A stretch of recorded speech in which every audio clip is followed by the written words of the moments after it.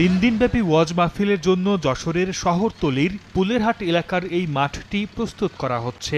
জায়গা বাড়াতে ভেঙে ফেলা হয়েছে মাঠের এক পাশে থাকা দুটি বাড়ি, যার একটির মালিক শিক্ষক শওকত আলী।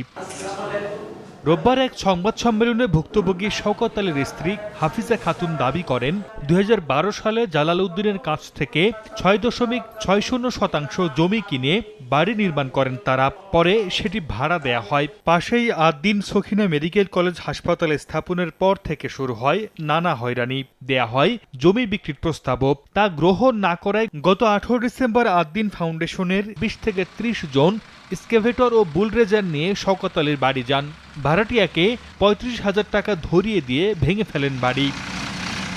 ভুক্তভোগী ও স্থানীয়দের অভিযোগ, মাহফিল করার নামে আদ-দ্বীন ফাউন্ডেশন এই জমি দখলের প্রক্রিয়া চালাচ্ছে।